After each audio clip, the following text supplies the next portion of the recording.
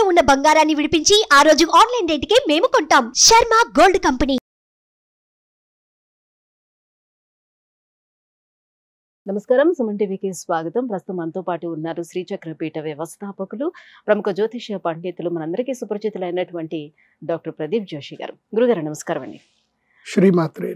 గురుగారు, అక్షయ తృతీయ అనగానే అందరికీ గుర్తొచ్చేది మంచిగా బంగారం. ఆ రోజు బంగారం కొనుక్కోవాలి, లక్ష్మీదేవి అనుగ్రహం కోసం లక్ష్మీ పూజను కూడా చేసుకుంటూ ఉంటారు.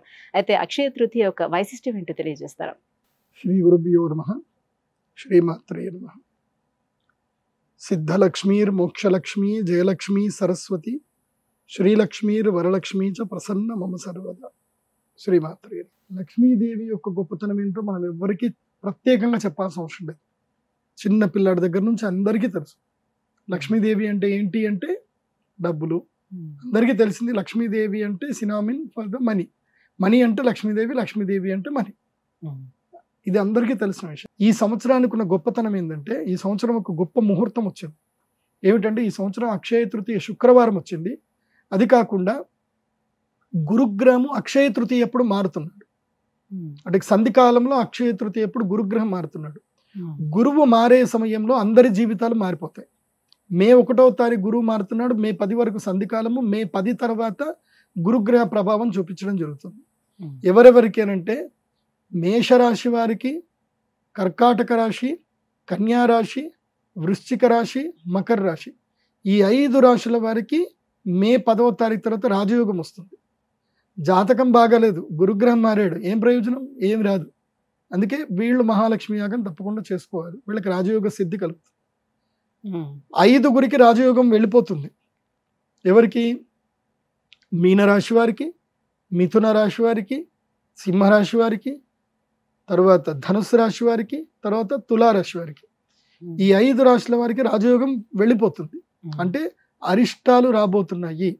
కానీ ఇప్పటి వరకు రాజయోగం ఉంది కదా, మరి ఇప్పటి వరకు సిరి సంపదలు చేసుకొని ఉన్నారు కదా, ఆ అరిష్టాల వల్ల ఈ సిరి సంపదలు తగ్గొద్దు అని అంటే వీళ్ళు తప్పకుండా శ్రీ మహాలక్ష్మి యాగం అక్షయ తృతీయలో చేసుకోవాలి.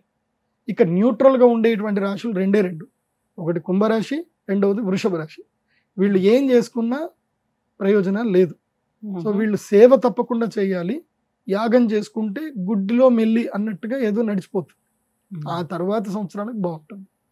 కాబట్టి అక్షయ తృతీయ రోజున మేము అమ్మవారికి సహస్ర కుంభాభిషేకం చేస్తున్నాం.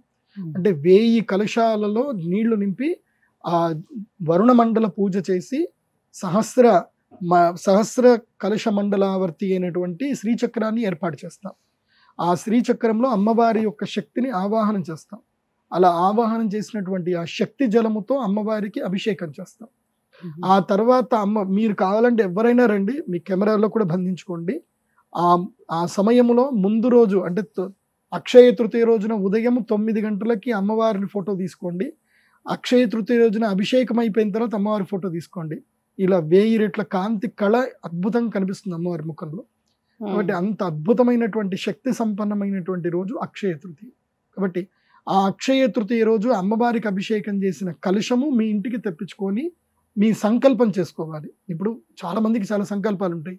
కొంతమందికి ఇల్లు కట్టుకోవాలని ఉంటుంది, కొంతమంది పిల్లలకి మంచి ఉద్యోగం రావాలి, వ్యాపారం చేయాలి. ఒక్కొక్కళ్ళకి ఒక్కొక్క రకమైన సంకల్పం ఉంటుంది. మంచి సంతానం కలగాలి. ఏ సంకల్పం చేయాలన్నా ఇంట్లో కలశం పెట్టాలి.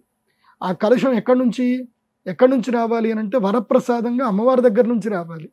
అంగట్లో వెళ్ళి కొనుక్కుంటే అది కలశం, అది వరప్రసాదంగా రాదు, కేవలం ఒక ధాతువులాగా వస్తుందంటే. అదే అమ్మవారికి అభిషేకం చేసిన కలశం మీ ఇంటికి వస్తే అది వరప్రసాదంగా ఆ కలశం మీకు అక్కడ ఉంటుంది. అంటే అమ్మవారి యొక్క చేతి నుంచి మీకు ఇచ్చినట్టుగా ఉంటుంది. అలా అమ్మ చేతి నుంచి ఇచ్చిన కలశం మీ ఇంట్లో పెట్టుకొని సంకల్పం చేసుకొని ఆ కలశ పూజ చేయండి. ఇప్పుడు వరమహాలక్ష్మి వ్రతం చేస్తాం. అప్పుడు అందరం ఏం చేస్తాం? కలశానికి చక్కగా అమ్మవారి మోము పెట్టి చీర కట్టి పూజ చేస్తాం. అది ఏ కలశము అంటే ఇదే కలశానికి చేయాలి. మళ్ళీ ధనత్రయోదశి వస్తుంది, నవరాత్రులు కలశం పెట్టాలి సంకల్పానికి. ఇంట్లో ఏ పూజ చేసినా పెట్టవలసింది సంకల్ప కలశం పెట్టాలి. ఆ కలశము అక్షయ తృతీయ రోజున అమ్మవారి దగ్గర నుంచి తీసుకుంటే అది మీకు అక్షయం అవుతుంది. అది గుర్తుపెట్టుకోండి. కాబట్టి ఈ అక్షయ తృతీయ రోజున మనం ఏ పని చేయాలి అనంటే, ఏ పని వల్ల మనకి జన్మ జన్మాంతరములుగా ఐశ్వర్య సిద్ధి కలుగుతుందో ఆ పని చేయాలి. జన్మ జన్మాంతరాలుగా వచ్చేది ఏంటి? కేవలం పుణ్యఫలం మాత్రమే. కాబట్టి ఈ అక్షయ తృతీయ రోజున జపము, తపస్సు, పూజ, అర్చన, హోమము, దానము ఇవి మాత్రమే చేయాలి. వేరే ఏ పని చేయకూడదు. అక్షయ తృతీయ ఈజ్ హాలిడే, వాస్తవంగా హాలిడే. మీరు నిజంగా చెప్తున్నాను, అక్షయ తృతీయ రోజు హాలిడే పెట్టుకొని ఈ పన్ను చేయండి. అక్షయ తృతీయ రోజు ఏ పనులు చేయకూడదు. ముఖ్యంగా సేవక వృత్తి చేయకూడదు. సేవ, మీకు ఇష్టం లేని పని సేవకాలు చేయకండి. ఇప్పుడు చాలా మంది లేబర్లు ఏదో పని చేస్తారు. అక్షయ తృతీయ రోజు ఆ పని మానేయండి. ఆ రోజు మీరు చేసే సేవ దేవాలయానికి సేవ చేయండి, అమ్మవారికి సేవ చేయండి. ఎక్కడైనా గుడికి వెళ్ళండి, ఆ గుడి మొత్తం క్లీన్ చేయండి, సేవ చేయండి. ఆ యోగం మీకు, అమ్మవారి యొక్క సేవ చేసే యోగం మీకు వస్తుంది. తర్వాత రెండోది, అక్షయ తృతీయ రోజు అప్పు చేయకూడదు, అప్పు ఇవ్వకూడదు. అక్షయ తృతీయ రోజు ఎవరికి ఏది అప్పుగా ఇవ్వకూడదు, ఎవరికి ఏది కూడా అప్పుగా తీసుకోకూడదు. అక్షయ తృతీయ రోజు సద్బ్రాహ్మణులకు, శ్రేష్టమైనటువంటి వారికి దానము చేయాలి.